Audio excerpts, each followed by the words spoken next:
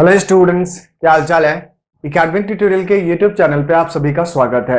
Students, आज की इस वीडियो में मैं आपके साथ में डिस्कस करने वाला हूं cross multiplication method of solving a pair of linear equation in two variable, यानी introduction of exercise 3.5 chapter linear equation in two variable, class 10 NCERT math, इसके इंट्रोडक्शन के बारे में। स्टूडेंट्स, ऑलरेडी मैंने आपको substitution method and elimination method दोनों बता दिया है।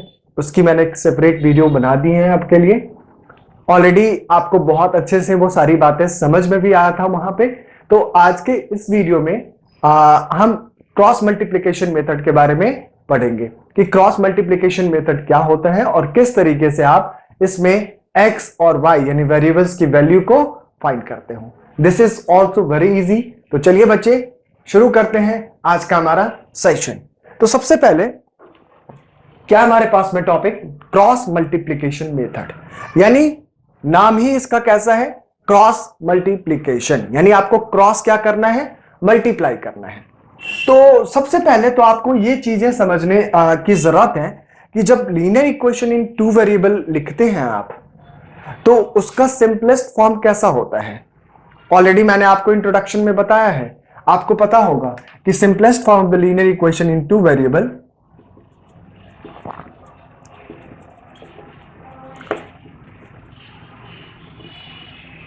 किस तरीके से होता है।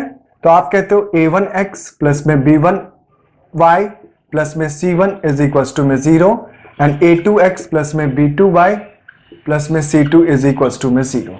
ये दो इक्वेशंस होते हैं जो इसके सिंपलेस्ट फॉर्म होते हैं, राइट। दो इक्वेशंस जब आपने लिया है जिसमें a1 b1 आपके क्या हो जाते हैं, इसके x और y क्या हो जाता है, वेरिएबल्स हो जाते हैं, और a1 b1 उसके कोफिशिएंट हो जाते हैं, और c1 और c2 क्या है, उसका कांस्टेंट टर्म है।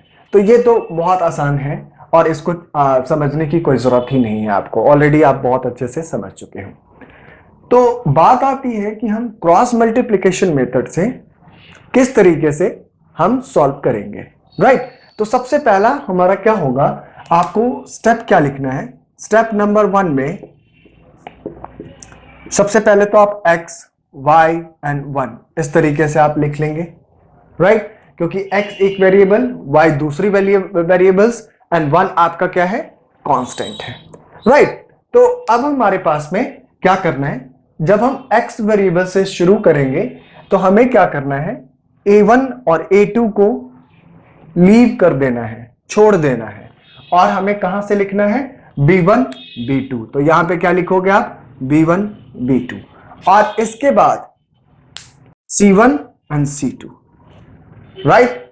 समझ में आ गया, कोई दिक्कत। हमें क्या करना है, जब आप x वेरिएबल लोगे तो उसके नीचे b1 b2 a1 a2 को छोड़ देना है। क्या करना है, a1 a2 को छोड़ देना है और c1 c2 लिख देना है। फिर आपको क्या लिखना है, y के नीचे में आपको यहां से क्या लिखना है, आपको इस तरीके से यहां पर c1 c2 लिख दिया आपने।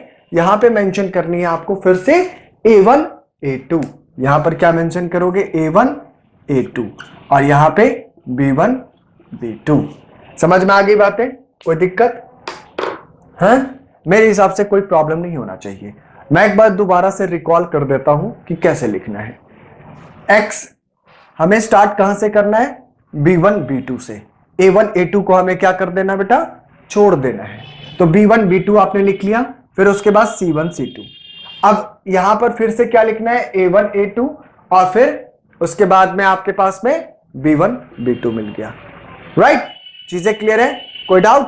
अब क्या करना होता है, इसका नाम ही है क्रॉस मल्टीप्लिकेशन मेथड, यानी आपको क्या कर देना है, क्रॉस कर देना है, इसको इससे मल्टीप्लाई करना है और इसको इससे मल्टीप्लाई करना है, फिर इसको इससे मल्टीप्लाई करना है और इसको इससे मल्टीप्लाई करना है, और इसको इससे मल्टीप्लाई करना है और इसको इससे मल्टीप्लाई करना है। मैं एक बारी में लिख के आपको बता देता हूं कि किस तरीके से आप मल्टीप्लाई करोगे और आपकी वैल्यू कैसे आएगी। समझ में आ रही है बातें, ठीक है। अब ये x के अपॉन में है, x अपॉन में लिखोगे आप B1C2 जब आप डाउनवर्ड डायरेक्शन में मल्टीप्लाई करते हो तो क्या होता है कि वहां पे पॉजिटिव मल्टीप्लिकेशन होती है। कैसा होता है? पॉजिटिव। और जब आप अपवर्ड डायरेक्शन में मल्टीप्लाई करते हो तो नेगेटिव मल्टीप्लिकेशन होता है, यानी B2 एंड C1 बीच में साइन किसका होगा? माइनस का। Is equals to y upon, similarly क्या होगा यहां पे? C1A2 माइनस में A1C2। आप किसी को भी पहले लिख सकते हो, C1 या फिर A2 को, दोनों में से किसी को भी, गलत नहीं होगा। एंड इज इक्वल्स टू में 1 अपॉन में क्या होगा? A1B2 माइनस में B1A2। राइट। अब यहां से क्या होगा? हमारे पास में x y की वैल्यू आराम से निकल जाएगी। अब देखो, अभी आपने कंडीशन एक पढ़ा था, याद होगा कि A1 upon A2 is equal to B1 upon B2 is equal to C1 upon C2। तो इस कंडीशन में हम क्या कर सकते हैं? किसी दो कंडीशन को आपस में इक्वल करके वेरिएबल्स को निकाल सकते हैं। तो आप ये तो कह सकते हो ना कि ये जो हमारा है इसको एक बार हमने इसके बराबर में कर दिया और एक बारी में y को हमने इसके बराबर में कर दिया। यानी कहने का मतलब कि आपने लिखा इसे x अपॉन B1C2 माइनस में B2C1 is equal to 1 upon A1B2 minus में B1A2। यहां से आपने x की वैल्यू निकाल ली, समझ में आ गया? और यहां पर लिखता हूं मैं, अब आप यहां पे क्या लिख सकते हो? y अपॉन में C1A2 माइनस में A1C2 is equal to 1 upon में A1B2 माइनस में B1A2। तो यहां से आपके पास में x और y की वैल्यू आराम से निकल जाएगी। कैसे निकलेगी? अब इसको क्रॉस कर दीजिए और यहां से वैल्यू निकाल दीजिए। अगर मैं यहां x वाले को देखूं तो x वाले को कैसे लिख सकता हूं मैं? ध्यान से देखिएगा, ये क्या होगा? x इंटू में A1B2 माइनस में B1A2 इज इक्वल टू में B1C2 माइनस में B2C1। राइट? पॉसिबल है? लिख सकता हूं मैं? बिल्कुल लिख सकता हूं। Now x is equal to क्या लिख सकता हूं मैं? यहां के बाद देखना आप, यहां लिख सकता हूं मैं B1C2 माइनस में B2C1 अपॉन में A1B2 माइनस में B1A2। तो यहां से आपने x की वैल्यू निकाल लिया। राइट? सिमिलरली आप इसको भी निकाल सकते हो, y को भी कैसे निकाल सकते हो? अगर आपने इसको क्रॉस किया तो y into A1B2 minus B1A2 is equal to C1A2 minus में A1C2। राइट? तो y is equal to C1A2 minus में A1C2 अपॉन में A1B2 माइनस में B1A2। तो यहां से आपने y की भी वैल्यू निकाल ली। एक चीज आपको ध्यान देने वाली बात है, आप सवाल पूछ सकते हो कि सर इसको हमने क्यों इक्वल किया दोनों के बराबर में? तो देखो, वेरिएबल्स की वैल्यू हमें क्या करना है? निकालना है। x और y की वैल्यू निकालनी है।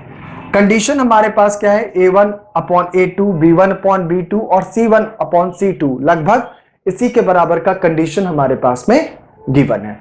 तो हम क्या कर सकते हैं? किसी दो को बराबर कर सकते हैं।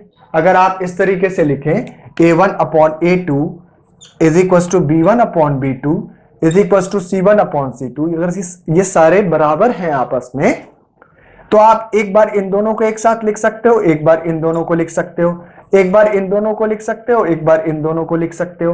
राइट? तो आप किसी भी तरीके से इसको क्या कर सकते हो? अरेंज कर सकते हो। This is absolutely right. ये बिल्कुल क्या है बेटा? सही है। तो आपको कंफ्यूज करने की जरूरत नहीं है। This is very simple. आपको क्या करना है?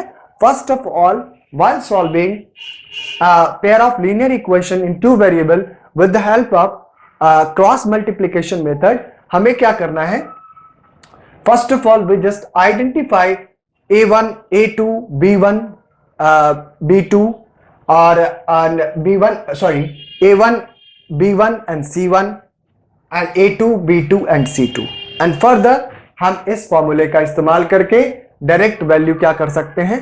बता सकते हैं। समझ में आ गई? कोई दिक्कत? कहीं कोई problem?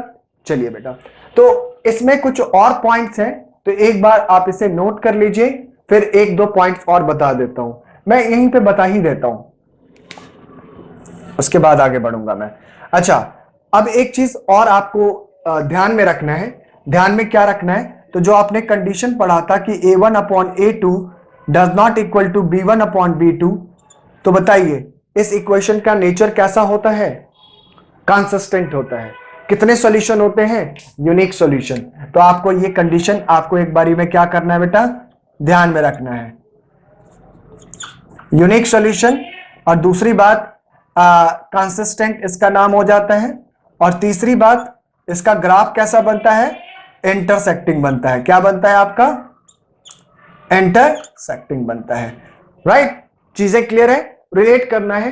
This is additional information and मैंने अभी आपसे डिस्कस भी किया है कि जब आप सॉल्व करोगे कौन से क्वेश्चंस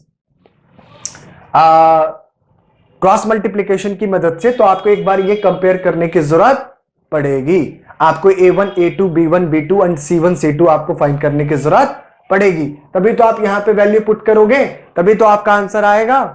समझ में आ रहा है? चलिए, एंड दूसरा कंडीशन क्या था? आपने क्या पढ़ा था कि a1 upon a2 is equal to b1 upon b2 does not equal to c1 upon c2। तो in this situation how many solution are there? So you can say there are no solution because these situations are known as inconsistent. क्या कहते हो आप उसे? Inconsistent. तो इसके कितने solution होंगे?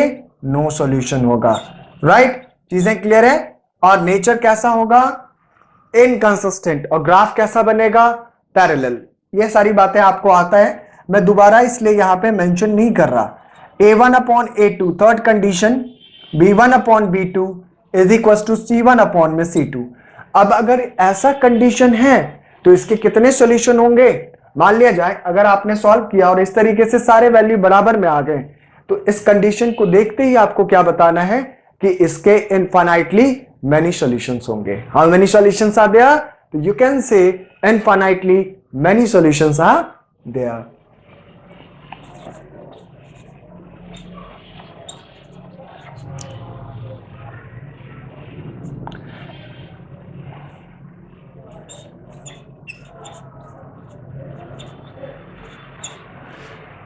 ओके स्टूडेंट, अब ये हमारा इंट्रोडक्शन क्रॉस मल्टीप्लिकेशन से आप कैसे सॉल्व करते हैं मैंने बताया अभी आपको।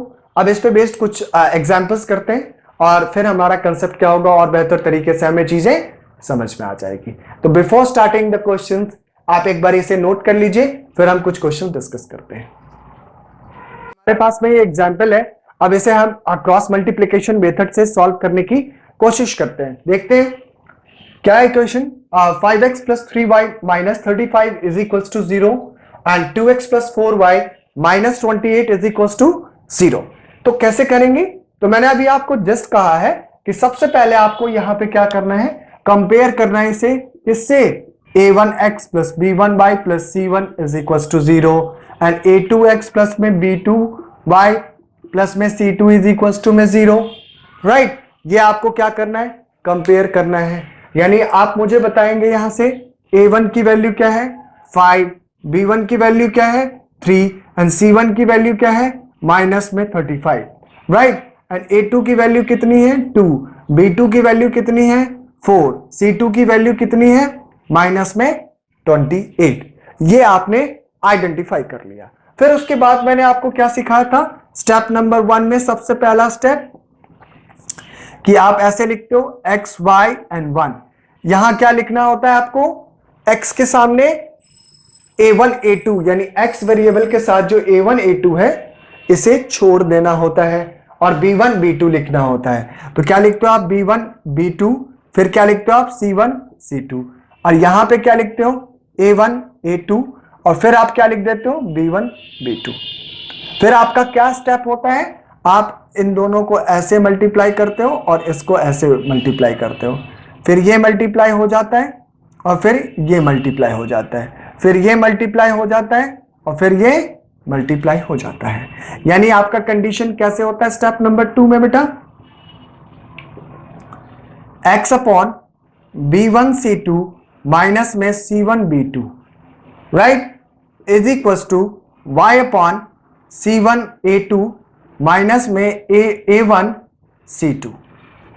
मैंने अभी आपको कहा सिखाया था कि जब आप अपवर्ड में मल्टीप्लाई करते हो तो वहां साइन किसका होता है, माइनस का होता है। समझ में आ रहा है? और डाउनवर्ड में जो मल्टीप्लाई होता है वो पॉजिटिव का मल्टीप्लीकेशन होता है, राइट। अपवर्ड में नेगेटिव, डाउनवर्ड में पॉजिटिव।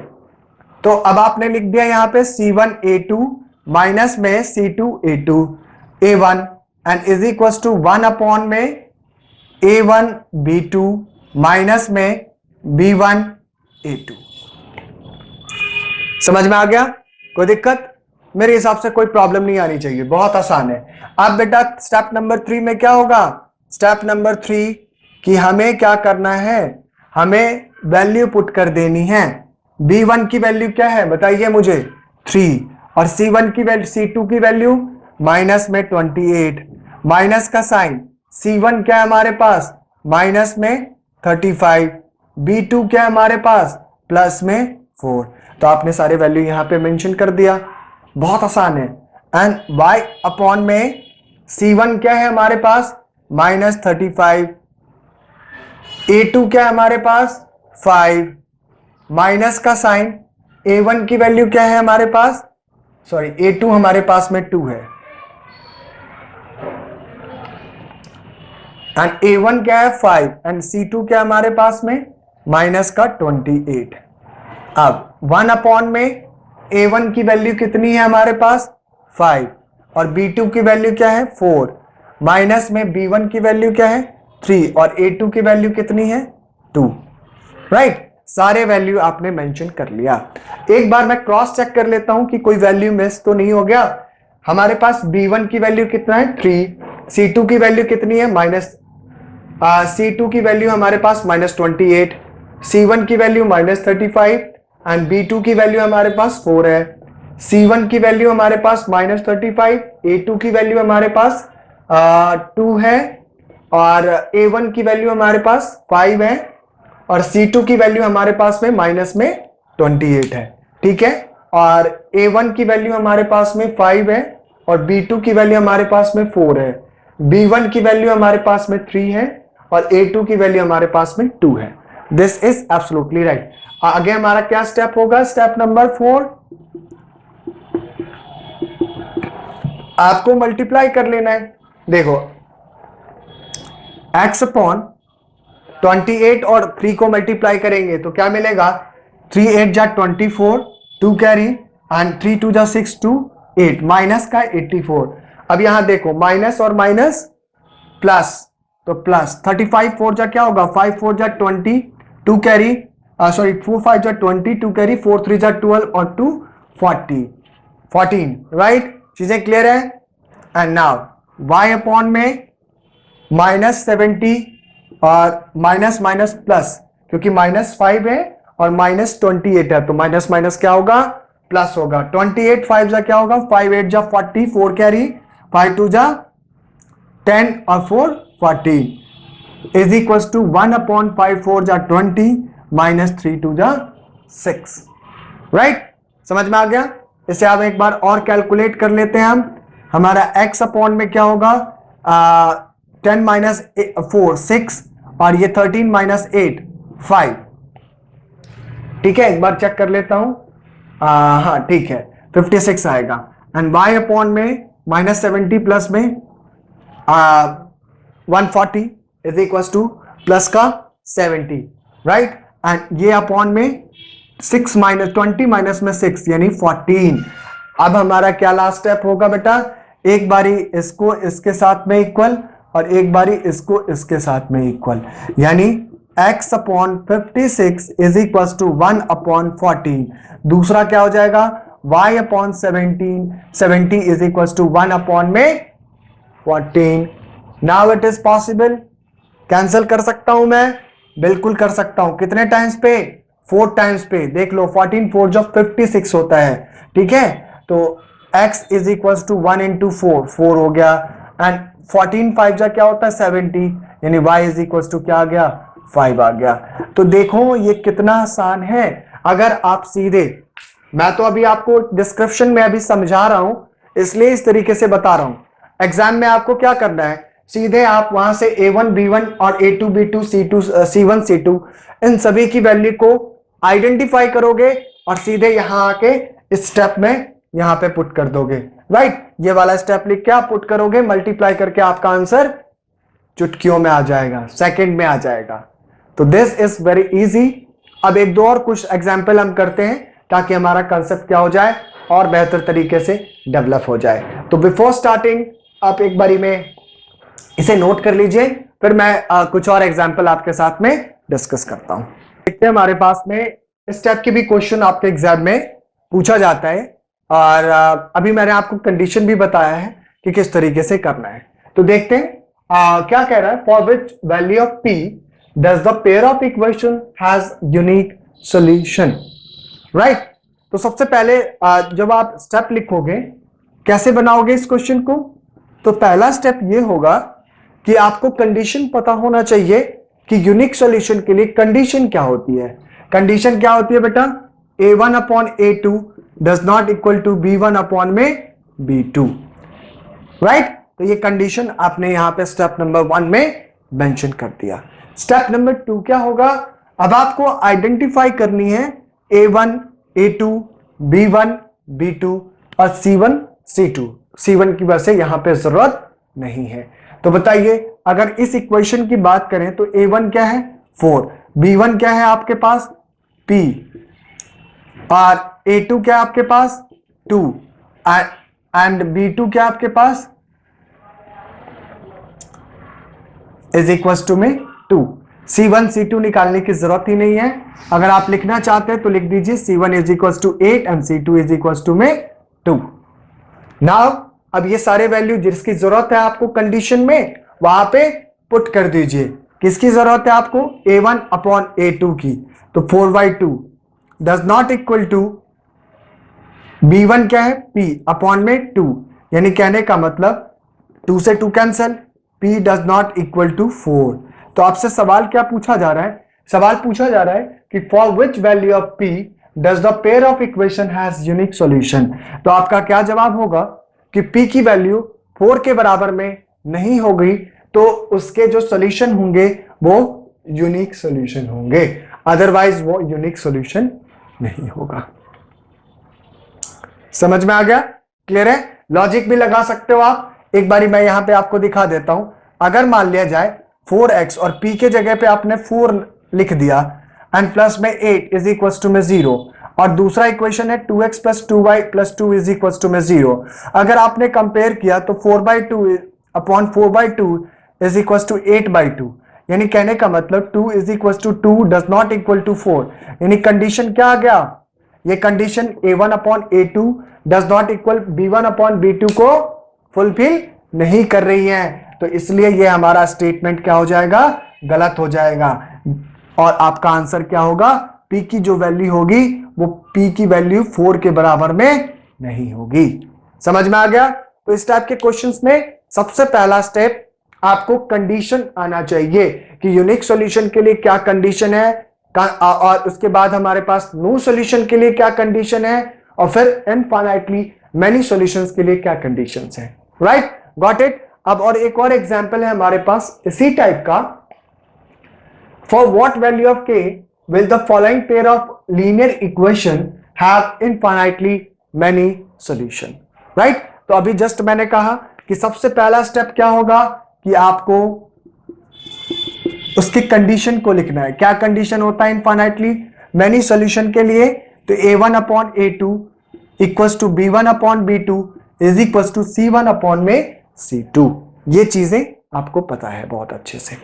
अब दूसरा स्टेप क्या होता है हमारा कि हमें A1 B1 C1 राइट, फिर A2 B2 और C2 को आइडेंटिफाई कर लेना होता है। इस इक्वेशन में कंपेयर करें, A1 की वैल्यू क्या है k है, B1 की वैल्यू क्या है हमारे पास 3 है और C1 की वैल्यू क्या है हमारे पास माइनस में k माइनस 3। राइट, साइन भी मेंशन करना है, साइन को नहीं छोड़ना है। A2 की वैल्यू क्या है 12, B2 की वैल्यू क्या है K, और C2 की वैल्यू क्या है माइनस का K। राइट, हमारे पास सारे कंडीशन मिल गए। अब हमारा क्या अगला स्टेप होगा कि हम इस सब में वैल्यू पुट कर देंगे। A1 के जगह पे K, A2 के जगह पे 12, B1 के जगह पे 3, C1 के B2 के जगह पे K, C1 के जगह पे minus K minus 3 upon C2 के जगह पे माइनस में K। राइट, तो कहने का मतलब ये कंडीशन आपका आ गया। अगर आप एग्जाम में ये चाहते हैं कि आपका टाइम कम लगे और A1, A2, A3 को आइडेंटिफाई करने में क्यों हम टाइम वेस्ट करें, तो आप डायरेक्टली यहां से आइडेंटिफाई करके सीधी वैल्यू यहां पे पुट कर सकते हो। राइट, जितना आसान हो आप बेहतर बना सकते हो खुद से। अब क्या है, अभी मैंने आपसे कहा कि मैं इन दोनों को इक्वल कर सकता हूं, इन दोनों को इक्वल कर सकता हूं, इन दोनों को इक्वल कर सकता हूं, तो किसी को भी मैं क्या कर सकता हूं, इक्वल कर सकता हूं। लेट सपोज मानिए कि मैंने एक बार इन दोनों को इक्वल कर लिया और एक बार इन दोनों को इक्वल कर लिया। समझ में आ गया? क्वेश्चन क्या पूछ रहा हमसे कि for what value of k will the following pair of linear equation have infinitely many solution। k की वैल्यू क्या होगी? तो एक बार जब मैंने इसको लिया k upon 12 is equal to 3 upon k, and दूसरी बार 3 upon k is equal to k minus 3, तो k की वैल्यू हमें कुछ ना कुछ जरूर मिलेगा। देखते हैं क्या मिलता है। तो k square is equal to में क्या होगा 36, and k is equal to root under 36, plus minus में k is equal to plus minus 6 आ गया। क्लियर है बात? कोई डाउट? चलिए अब इसमें देखो तो क्या मिला, क्रॉस करो 3 इंटू के 3k, और इधर क्या होगा k स्क्वायर माइनस में 3k। समझ में आ गया? कोई दिक्कत, कोई प्रॉब्लम? k स्क्वायर माइनस में 3k, तो 3k और इसको इधर ले आओ, plus 3k is equal to में k square. Now 6k is equal to में k स्क्वायर, तो यहां k स्क्वायर यहां 6k, तो एक k कैंसिल होगा, तो k इज इक्वल टू क्या मिल गया 6, और इधर k इज इक्वल टू क्या मिला था बेटा, प्लस में 6 और माइनस में 6। तो अब आपसे पूछा जा रहा है कि k की वैल्यू क्या होगी जो इनफाइनाइटली मेनी सॉल्यूशन होगी। तो आपके पास k की वैल्यू एक बार प्लस 6 है, एक बार माइनस 6 है, और एक बार k की वैल्यू 6 है, तो दोनों में कॉमन k की वैल्यू क्या है? तो आपका जवाब 6 plus 6 is the common value of k। तो देयरफॉर k की जो वैल्यू होगी वो क्या होगा, प्लस में 6 होगा। क्यों? क्योंकि दोनों में कॉमन क्या है, प्लस में 6 है, माइनस में 6 इसमें नहीं आया है। आप किसी पेयर्स को लोगे तो आपका कंडीशन हमेशा यही आएगा कि प्लस वाला के जो होगा वही कॉमन होगा, माइनस वाला या इसके अलावा और भी कोई टर्म्स कॉमन नहीं होंगे। क्लियर है? तो के की क्या वैल्यू होगी, के की वैल्यू अगर 6 पुट करोगे तो इनफाइनाइटली मेनी सॉल्यूशंस आएंगी प्लस के। अगर आप चेक करना चाहते हैं तो मैं यहां एक बार चेक करके दिखा देता हूं। के एक्स यानी 6x, राइट, 3y माइनस में k माइनस 3 यानी 6 माइनस 3 3, राइट, 12x प्लस में 3y यानी 6y और माइनस में 6। अब कंडीशन लिखो 6 अपॉन 12, 3 अपॉन 6, माइनस 3 माइनस 6, तो माइनस माइनस प्लस। ये देखो 1/2 1/2 1/2 1/2 equals to 1/2 equals to 1/2।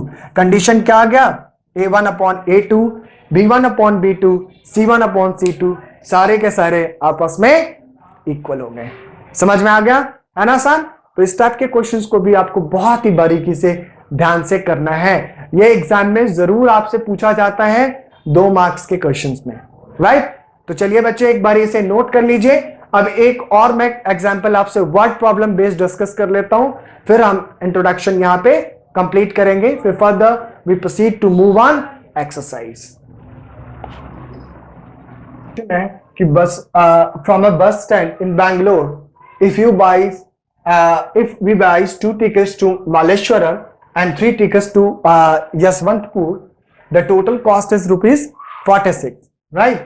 And but if we buy 3 tickets to Malleshwaram and 5 tickets to Yaswantpur, the total cost is ₹74. Find the fare from the bus stand to Malleshwaram and to the Yeshwantpur. यह आपको क्या करना है, find करना है. तो कैसे बनाएंगे आपको पता है, ऑलरेडी बहुत सारे क्वेश्चंस आपने बनाया है मेरे साथ, है ना, वर्ड प्रॉब्लम से related.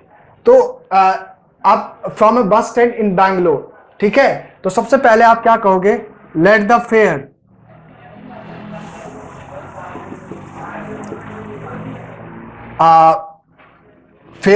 let the fare from the bus stand,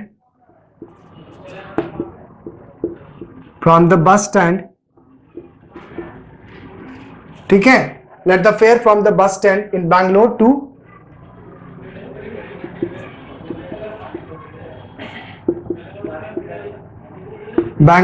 Bangalore to यहां लिख देता हूं मैं, Malleshwaram and Yeshwantpur be X and Y rupees.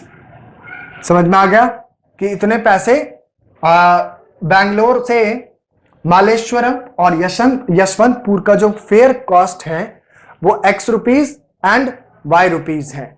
अच्छा, एक चीज मैं अभी जस्ट जो लास्ट वाला क्वेश्चन मैंने आपको इंट्रोडक्शन अभी बताया था बेटा, जिसमें K-3 वाला था, उसके लास्ट स्टेप में एक जो वैल्यू हमारे पास में इस तरीके से आया था कि K² इज इक्वल टू में 6K, तो इसे कैंसल करके मैंने K इज इक्वल टू 6 लिखा था. इसमें K की वैल्यू 0 और 6, 0 भी होगा, राइट, तो आप वहां पे 0 भी इंक्लूड करोगे, बट आंसर सेम ही होगा कि कॉमन जो टर्म्स है वो 6 ही है, तो 6 के अलावा और कुछ नहीं है. तो एक बारी वहां पे उसे चेक कर लेना, ठीक है, आप K की वैल्यू 0 और 6 लिख देना, ठीक है बेटा, कोई दिक्कत. चलिए अब इस वाले क्वेश्चन में देखते हैं.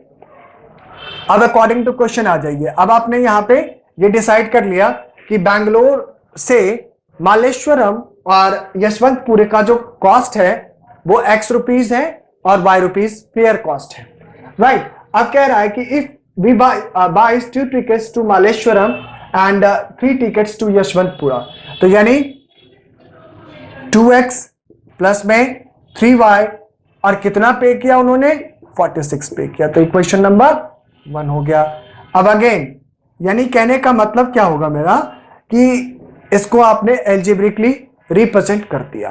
अब दूसरी बात, but if you buy 3 tickets to Malleshwaram, 3 tickets to Malleshwaram यानी 3X, मालेश्वरम का फेयर कितना है X रुपीस, एक का, तो 3 के 3X and 5 ticket to Yeshwantpuram 5Y is equal to में कितने पैसे उन्होंने पे किया, 74 रुपीस उन्होंने पे किया. Got it. अब आप इसे सॉल्व करो, कैसे, क्रॉस मल्टीप्लीकेशन मेथड से. तो बताएं आप मुझे, मैं डायरेक्ट लिख रहा हूं X अपॉन क्या लिखते हो आप, B1 यानी 3 5, राइट, B1 B2 फिर क्या लिखते हो C1 C2 यानी -46 और माइनस का 74, राइट. Y अपॉन क्या लिखते हो आप, Y अपॉन लिखते हो ऐसे लिखते हो ना आप, XY1, ये यहाँ पे B1 B2 और ये C1 C2, फिर क्या हो जाता है A1 A2 और फिर क्या हो जाता है आपका B1 B2, ऐसे ही होता है ना. तो B1 अपॉन B2 ये आपने लिख दिया. अब यहां क्या लिखोगे आप, यहां लिखोगे C1 अपॉन C2, मतलब C1 और C2 -46 -74, और A1 A2 क्या हमारे पास 2 और 3, और इसके बाद हमारे पास में 1 अपॉन में A1 A2 यानी 2 3 और B1 B2 यानी 3 5 लिख दिया. चलिए अब यहां पर आप इसे क्या कर दो, मल्टीप्लाई कर दो, सीधे मल्टीप्लाई कर दो आराम से, इसको इसके साथ, इसको इसके साथ. X अपॉन 3 इंटू -74 माइनस का साइन 5 इंटू -46, Y अपॉन में -46 इंटू 3 माइनस में 2 इंटू माइनस का 74, एंड इसके बाद 1 अपॉन में 2 इंटू 5 10 माइनस में 3 3 जा 9, ये चीजें आपने यहां पे मेंशन कर दिया। अब x अपॉन माइनस 3 4 जा 12, 2 कैरी, सॉरी 1 कैरी, 3 7 जा 21 और 2 22, माइनस माइनस प्लस 5 6 जा 30, 3 कैरी, 5 4 जा 20 23, राइट। चीजें क्लियर है। अब y अपॉन में 46 इंटू 3, 3 6 जा 18, 1 कैरी, 3 4 जा 12 और 1 13, माइनस का माइनस माइनस प्लस 2 4 जा 8 एंड 2 7 जा 14 and 1 upon 10 minus 9 1। Now x upon क्या लिखोगे, माइनस 222 प्लस 230 यानी प्लस का 8, और y अपॉन माइनस 138 प्लस 148 यानी प्लस का 10, 1 अपॉन 1।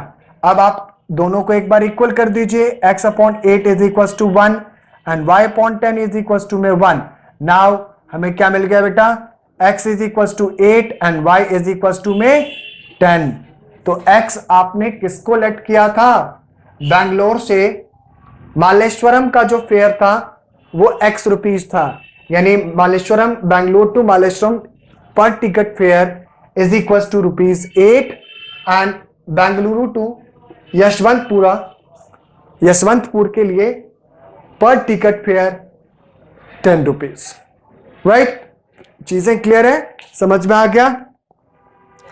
अब इसके बाद हम इसे चेक भी कर सकते हैं। इसको हटा देता हूं बेटा, ये लास्ट क्वेश्चन जो बताया था उससे रिलेटेड इंफॉर्मेशन था, आप वहां मेंशन कर सकते हैं, हालांकि वो गलत नहीं है, आप ऐसे भी छोड़ देंगे तो आपका आंसर बिल्कुल एब्सोल्युटली राइट है, बट पॉइंट्स मुझे बताने थे, है ना।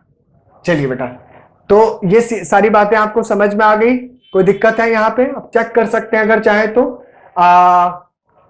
2 टिकट्स यानी 2 into 8 16 and 3 into 10 30, 30 plus 16 is equal to 46 rupees, clear है। तो ऐसे ही दूसरा कंडीशन भी कह सकते हैं, 3 टिकट्स यानी 3 इंटू 8 मालेश्वरम का है, ठीक है, तो 24 एंड 5 टिकट्स यशवंतपुरा का है, तो 5 और कितने होंगे, 24 प्लस में 5 10 जा 50, तो 50 प्लस 24 इज इक्वल टू ₹74। तो दिस इज एब्सोल्युटली राइट। आप एक बार इसे नोट कर लीजिए बेटा।